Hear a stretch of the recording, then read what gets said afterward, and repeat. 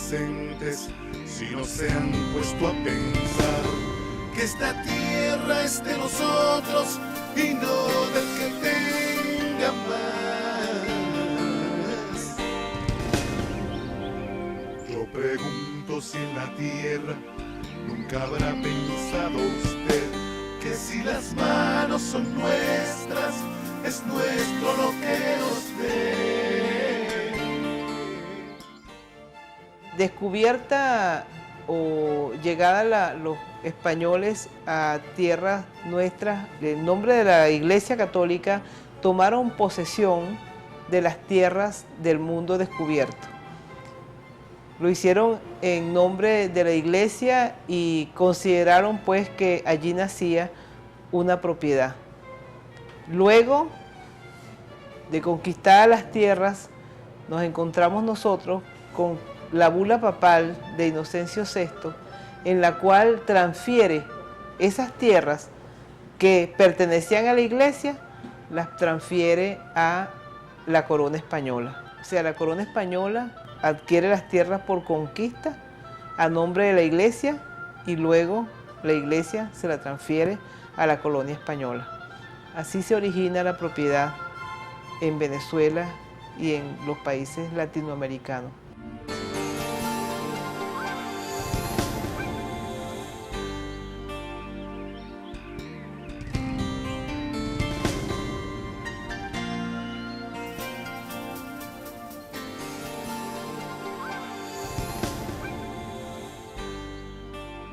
Uno de los sueños de mi esposo fue que la tierra se la adjudicaran a los campesinos para que así ellos trabajaran. Estas tierras por las cuales mataron a mi esposo, después de una larga lucha de 14 años, son tierras del Estado, pero a pesar de que son tierras del Estado, estaban siendo utilizadas por un terrateniente de nombre Rosario Lanza, que es el responsable de la muerte de mi esposo. Mi nombre es Emilio Mendoza, hermano del dirigente agrario Jacinto Mendoza, que fue vilmente asesinado un día viernes 7 de marzo a las 2:30 de la tarde, justamente frente de la Federación Campesina del Estado Portuguesa, ubicada en Acarigua. Se encontraba en ese sitio esperando la entrega de unas cartas agrarias que iba a hacer el señor Adán Chávez, para ese entonces director nacional del INTI Caracas, y debido a amenazas que había recibido el señor Adán Chávez, no se presentó y cayó vilmente asesinado, fue mi hermano, por unos sicarios pagados por unos terratenientes de Rosario Lanza. Después de la muerte de mi esposo, nos llamaron para darnos la carta agraria, de la que ya les hablé antes. Bueno, yo al recibir esta carta agraria, o sea, mi sorpresa fue tal que yo no creía que a mí me iban a entregar esta carta agraria. Cuando yo abro esta carta agraria y le veo que está mi nombre, eso fue una sorpresa para mí porque yo no me imaginaba eso. Y fue una sorpresa y de paso una alegría y tristeza a la vez. Mucha tristeza porque yo me di cuenta que en ese momento no era yo la que tenía que estar recibiendo esa carta agraria, era él. Por su lucha constante con la ley de tierra, ellos están perdidos. Están perdidos porque es lo que le pasó a este. ¿Por qué el de aquí, Rosario Lanza? ¿Por qué él quedó sin tierra? Que tenía estas tierras, se había apoderado de estas tierras que son del Estado. Y con la ley de tierra se pudo llegar a rescatar esta tierra. Bueno, ellos tienen que tenerle miedo porque es mucho el terrateniente aquí en Portuguesa, en todos los estados, que están apoderados de bastantes hectáreas de tierra donde no las han comprado, y si las han comprado, las han comprado ilícitamente, pues. Mi hermano, el doctor Pedro Doria, el domingo 25 de agosto del año 2002 venía llegando con la familia y habían guardado la camioneta en la casa de mi papá, que daba 1 cuadra de distancia de la casa de él. Cuando él estaba cerca de su casa, aproximadamente 50 metros, cerca de una arepera que está allí. Pasa un vehículo con 4 personas, una de ellas se baja, lo llama por su nombre. Cuando él responde al llamado, decide dispararle y lo mata de 4 tiros en la cabeza. Eso ocurrió en la avenida Bolívar de San José de Perijá, Machiques, Estado Zulia. Para el momento de su muerte, mi hermano estaba liderizando un comité de tierra en los Bajos San Luis, quien le había introducido un litigio ante el Instituto Nacional de Tierra para que le fuesen parceladas unas tierras ociosas, unos terrenos baldíos pertenecientes a la hacienda de los Bajos San Luis, quien se presume era propiedad del señor Omar Contreras Barbosa.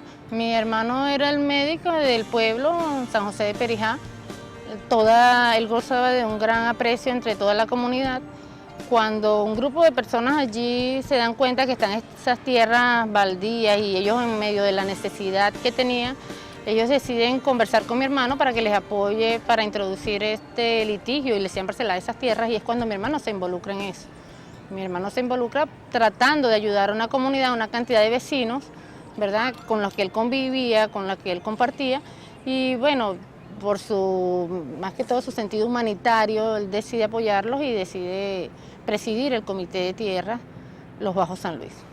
Por defender esas tierras, por luchar a favor de los intereses de los pobres, de los campesinos del Zulia y contra el latifundio, que fue asesinado Pedro Doria el 25 de agosto del 2002. Por él ha nacido la cooperativa Pedro Doria y hoy se le ha dado su carta agraria y su crédito. ¡Viva Pedro Doria! El señor Nelson Emiro Martínez es la persona que fue sentenciada el 5 de diciembre del año 2003 por ser el intermediario entre el supuesto autor material y el autor intelectual de la muerte de mi hermano. Este señor confiesa que él recibe dinero del señor Omar Contreras Barbosa para contratar al señor Orlando Peña para que le dé la muerte a mi hermano. Este señor es capturado por las autoridades en una acción comando donde actúan varios cuerpos de seguridad en el momento en que le estaba realizando un secuestro a una persona adinerada en el estado Zulia. El señor es capturado, el señor Orlando Peña, quien es indicado de ser la persona que mata al doctor Pedro Doria. También está siendo sindicado de haber también asesinado posteriormente, a menos de un mes de la muerte del doctor Pedro Doria, a 2 personas más en encontrados. Que Omar Contreras había dicho que él tenía la tierra de los Bajos en peligro y que el único que le estaba haciendo más peso era un doctor que vivía en San José que se llamaba Pedro Doria, pero que de eso se iría a encargar él de mandarlo a sacar del puesto. Mi papá era el señor Pedro Doria. Él era una persona que se dedicaba a trabajar por su cuenta y en vista de que le asesinaron a su hijo, él trató por todos los medios de que el caso se mantuviera, que tuviera vigencia, y denunciando y colaborando con las autoridades en todo lo que tuviese que ver con la muerte de su hijo. Lamentablemente, el día domingo 29 de febrero del año 2004, se dirigía a una hacienda a comprar unos quesos, y en la entrada de la hacienda La Lucha, en San José de Perijá también, el estado Zulia, a las 9 de la mañana, también se van unas personas de un vehículo, lo llaman por su nombre y también le descargan una ráfaga de disparo que acaba lamentablemente también con su vida. En el caso del señor Pedro Doria, las investigaciones están hechas y nosotros, bueno, tenemos presunciones de quiénes puedan ser, pero sencillamente por temor no lo denunciamos, porque verdaderamente, de verdad que estamos cansados de hacer las denuncias ante los diferentes entes gubernamentales. Nos hemos entrevistado con ministros, diputados, cualquier cantidad de funcionarios públicos que pueden ayudarnos a esclarecer el caso y lamentablemente no nos han hecho caso. Esperamos que se le muevan las células del ser, del alma a alguien en este país, porque no puede ser posible que siga cayendo gente inocente, valiosa para un país y que nadie haga nada.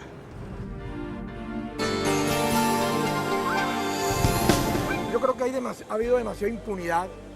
Aquí los mismos jueces se dejan sobornar por estas mafias de terratenientes de estos sitios, y por ello no avanza la investigación. A partir del 12 de octubre del año 2003, un encuentro campesinos indígenas, hicimos un acto aquí en el Parque Carabobo frente a la Fiscalía General de la República durante 3 días para llamar la atención a la Fiscalía General de la República para que actuara diligentemente en generar la investigación para determinar los responsables intelectuales y materiales de los campesinos que han estado asesinados. Nosotros cuando hicimos este acto estábamos hablando de 76 asesinatos hace un año, y ahorita te estoy hablando de que estamos ya sobre los casi 120 compatriotas dirigentes campesinos que han sido asesinados.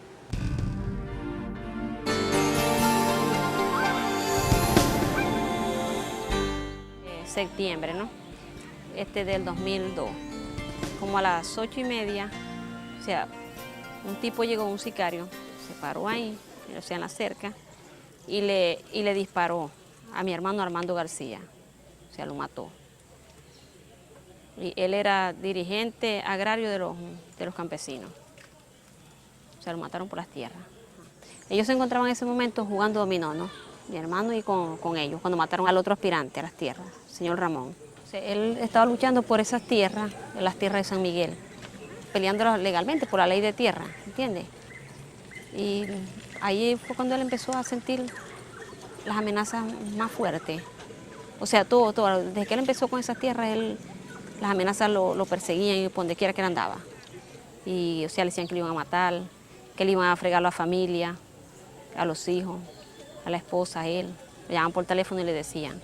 Es más, él salía y él nos contaba que le ponían como emboscada. Y él, al chofer, tenía que decirle que le diera rápido. Bueno, o sea, él fue muy buena persona. No es porque sea mi hermano, no, sino que lo de él no era de él, era de quien lo necesitaba.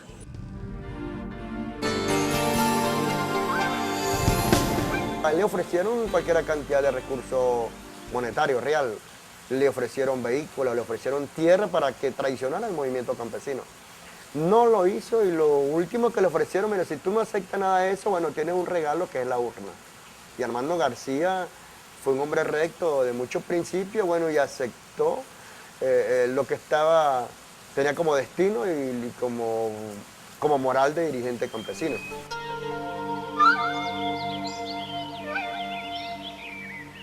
Después de 2 años de la muerte de mi hermano Armando García, nosotros aún tenemos miedo de señalar personas, dar nombres de quienes lo hicieron. Nos explotan, nos humillan, nos amenazan cuantas veces que quieren. Las leyes de este pueblo son ellos. Los terratenientes, los que mandan en este pueblo, son los ricos, la gente poderosa. Él dejó incluso hasta una carta donde hablaba mucho de los terratenientes que lo amenazaban. Entonces yo me pregunto, después de 2 años de su muerte, ¿por qué aún están sueltos? Incluso dejaba la DC, cuando vino a investigar el caso, rastrearon unas amenazas que le hacían a él al celular, ¿verdad? Donde se daban nombres. Entonces yo ahora me pregunto, ¿qué pasa con la justicia venezolana? Porque aquí los terratenientes son los que mandan y ellos son los que hacen lo que aquí se va a hacer. Los campesinos tenemos miedo de tomar posesión de cualquier tierra que nos den, porque al otro día podemos amanecer muertos, como ha sucedido en varios casos. Mi hermano Armando García era dirigente campesino, presidente de agrario, y uno de sus sueños fue de darle estas tierras a estos campesinos para que vivieran dignamente, porque a él le daba dolor de ver cómo estos terratenientes marginaban a los campesinos por esta zona. Por eso él quiso darles estas tierras, y por eso esto le costó la vida. Yo le hago un llamado al presidente Chávez, porque mientras que esto siga así, aquí no va a funcionar la ley de tierra. Tiene que fincar la ley, el peso de la ley sobre este territorio venezolano, que parece que estuviera olvidado por las leyes.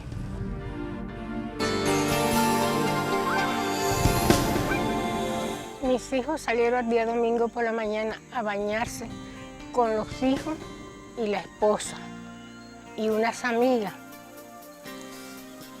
Entonces llegó como a las 8, lo mataron a las 8 de la mañana. Y ahí vine sabiendo en la tarde, como a las 4 de la tarde, que los habían matado.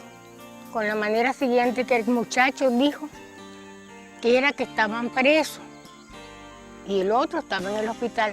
Y resulta ser que después van mis hijos, los otros hijos, allá a buscarlo en el hospital, en la prefectura, en todas partes, y dijeron la gente de allá que estaban en el río. Yo me voy a meter en el río a buscar a mi hermano.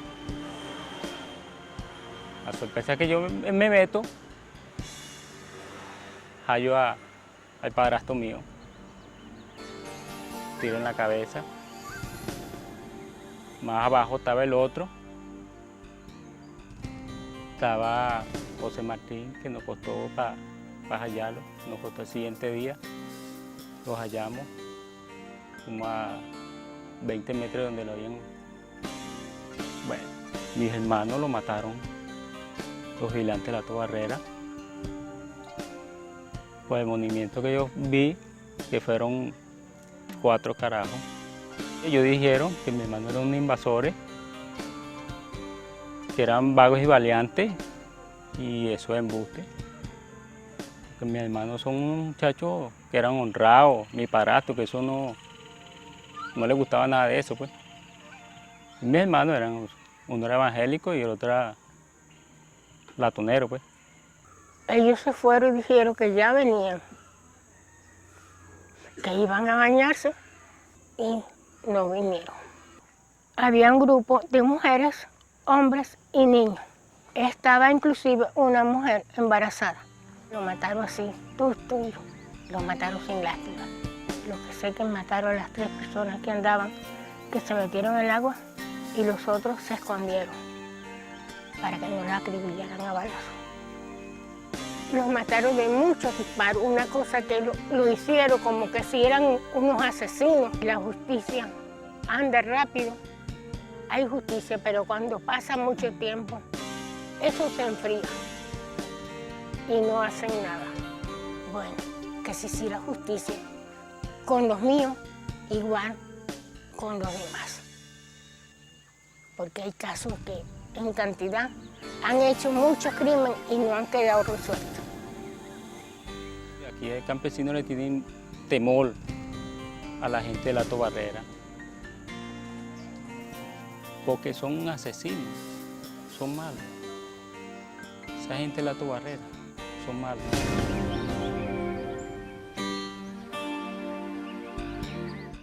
La aprobación de la ley de tierra fue una de las razones que llevó al golpe de Estado de abril, lo cual revela que el problema de la tierra aquí, a pesar de que los terratenientes no se puede decir que son la clase dominante, la clase hegemónica en cuanto a poder económico, evidentemente son sumamente importantes.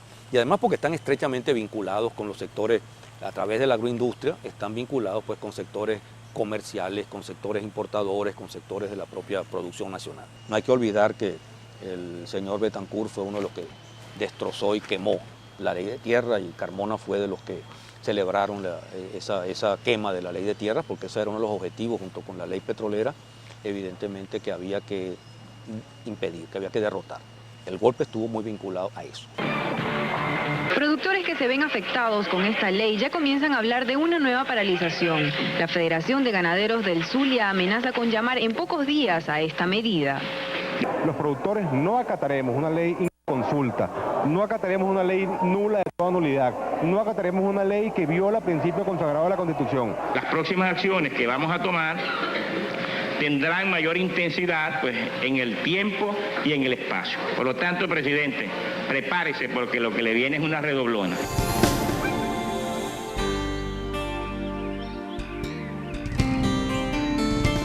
A mi esposo lo mataron el 4 de abril del 2003. Fuimos amenazados por los de la Tobarrera en varias oportunidades, que nos fuéramos de ahí, nos quemaron 4 ranchos, bueno, 4 casas. Entonces, por último, ya esta fue cuando nos las quemaron, la tumbaron con un tractor y nos amenazaron de que saliéramos de ahí, porque si no, iba a pasar lo mismo que le había pasado a mi esposo. Y entonces, claro, tuvimos que salir porque íbamos así, a los 15 días volvieron otra vez y vinieron a tumbar todo, a destrozar todos los cultivos, el café, la yuca, el cacao, todo lo que estaba cultivado. Bueno, ese fue el día de la muerte de uno de los compañeros de nosotros que se murió allá adentro en el asentamiento. Entonces mi esposo, él se encargó de ir a hacer las cuestiones para que vinieran a buscarlo, pues porque él se había muerto allá. Y entonces esa misma noche llegaron a buscarlo y llegaron también los de Lato Barrera. Entonces nos dijeron que saliéramos de ahí. Entonces Landaeta le dijo a mi marido, porque viste lo que pasó contigo, porque tú no haces caso, se te dice que salgas y tú no quieres salir. Ya se murió uno aquí y ahora que espera.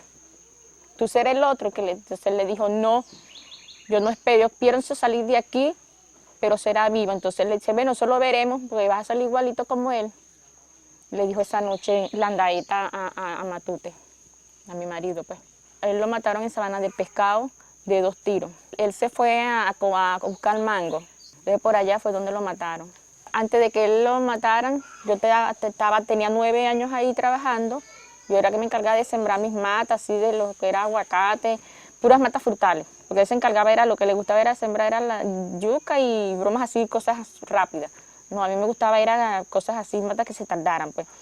Bueno, después de la muerte de él, ya no sirvo para nada, porque no puedo hacer nada.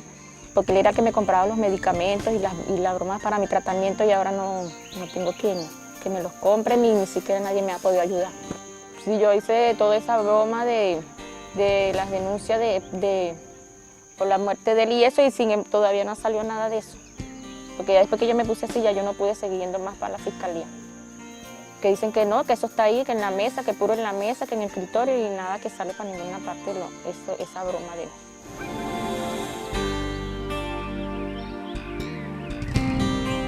Y nosotros fuimos investigando sobre las tierras que eran del gobierno y que no habían sido repartidas. Encontramos que había muchísimas tierras aquí en la zona sur del lago que eran del gobierno, que hacía muchísimos años el ambiente había recuperado y le habían sido pagas a las personas que en esos momentos se encontraban ahí, que eran los hacendados.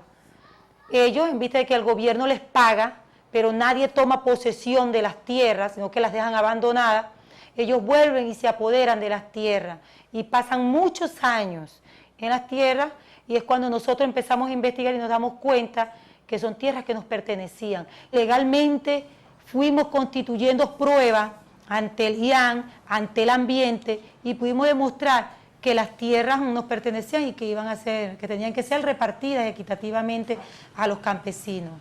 Eso es lo que lleva a que mi esposo fuera víctima de estos terratenientes, entre ellos el señor Antonio Meleán, los Butachi en Santa Bárbara, los Urdaneta, los Barbosa Contreras. Te los nombro a ellos porque en muchas de las reuniones que nosotros hicimos con estas personas interesadas en un pedazo de tierra, siempre llegaban ellos amenazando. Nos encontrábamos en la casa, eran las 8 de la noche, habíamos regresado de una parcelita que tenemos por aquí cerca, y estábamos cenando. Cuando oigo es que suena algo, y es mi esposo, está hablando mi esposo le dice, espérense, ya vamos a hablar. Lo único que se escucha es algo, no oí que le decían ellos, las 2 personas que entraron, y cae algo, y era el arpa, que mi esposo el arpa está atrás de él, y él parado empiezan a disparar y él cae encima del arpa. Entonces yo salgo, pero bueno, Avendaño, ¿qué pasa? Ya estaban disparando. Lo oí que él le decía a alguien, ya va un momento, vamos a hablar. Y los muchachos que entraron le decían a los otros, tírense al suelo. A mí me pagaron para que los matara a él. Entonces yo salgo, pero bueno, Avendaño, ¿qué pasa? Y lo veo que los muchachos le están disparando a él desde muy cerca de la mesa. Entonces yo empecé a gritar y pedí auxilio y uno de ellos se voltea y me dispara. Yo me escondo con la pared y empiezo a gritar y a gritar. Ellos en darse cuenta de que hay alguien, salen, vámonos, y sale uno atrás de otro.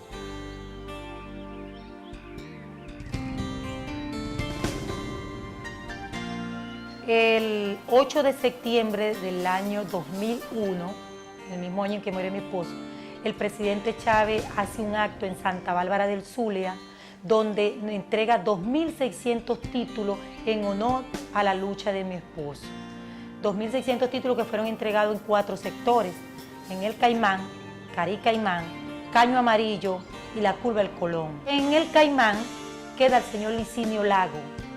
Licinio Lago fue también mandado a matar por estos productores después que él toma posesión de las tierras.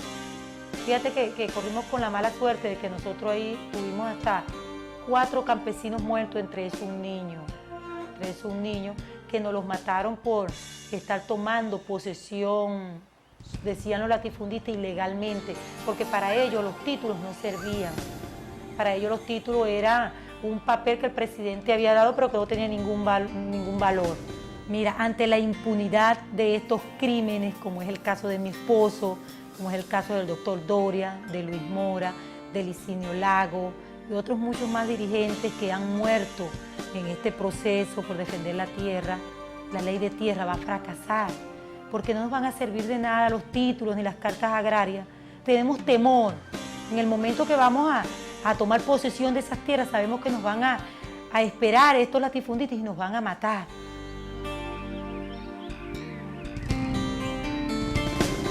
Nosotros estamos convencidos de que no podemos dejar que el sicariato y el paramilitarismo nos ganen la pelea. Ellos quieren imprimir hacia nosotros nervios, terror, vamos a decir, para que abandonemos la lucha, para que no sigamos actuando en el campo, pero no lo van a conseguir. Yo creo que la presencia y el ejemplo de las hijas y madres de estos campesinos que nos han asesinado nos hace comprometernos más con la lucha.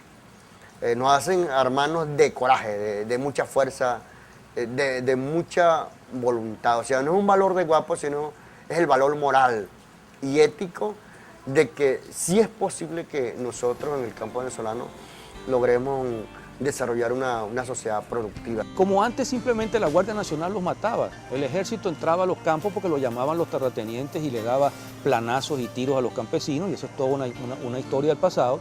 Como eso ya no es posible, porque la Fuerza Armada aparece ahora en otra posición, identificada con otra posición y de alguna manera tratando de defender los derechos de los más débiles y no los terratenientes entonces han apelado al estilo colombiano, al sicariato. La impunidad nos está demostrando que hay factores de poder que aún no hemos logrado superar, por cuanto de la cantidad de muertos por sicariato que hemos visto en estos últimos tiempos, desde el año 2001 en adelante.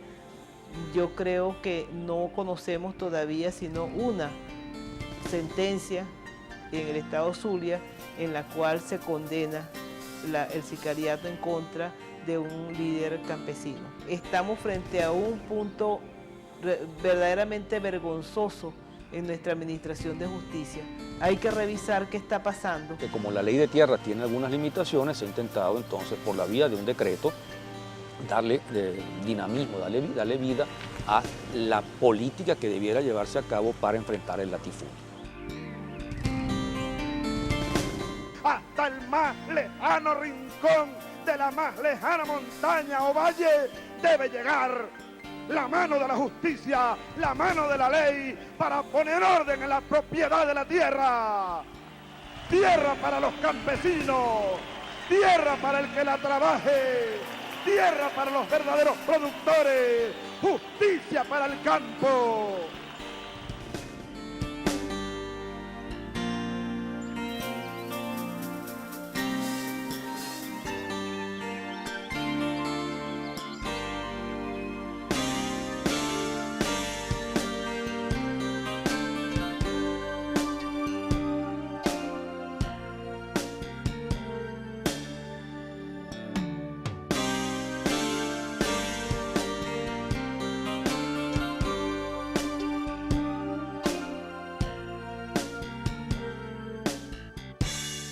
Que traigan por las bridas, escribió Rengifo, un potro de pólvora y tormenta.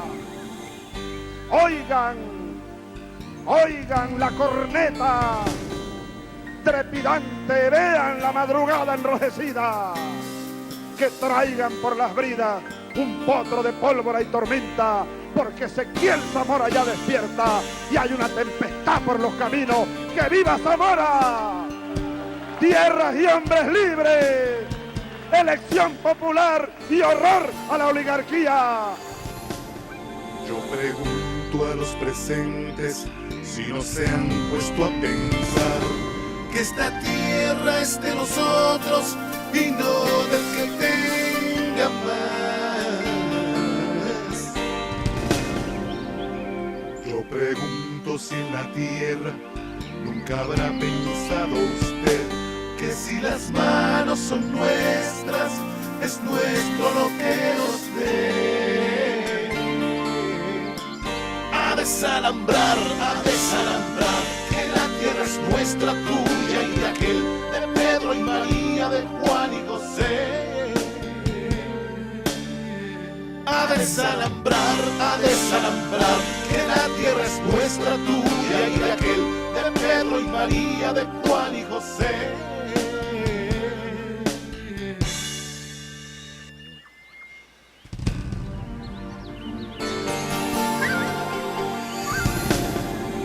Molesto con mi canto a alguien que no quiera oír, le aseguro que es un gringo o un dueño de este país.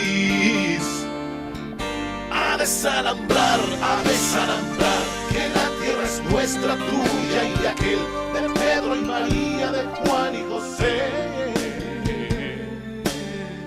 A desalambrar,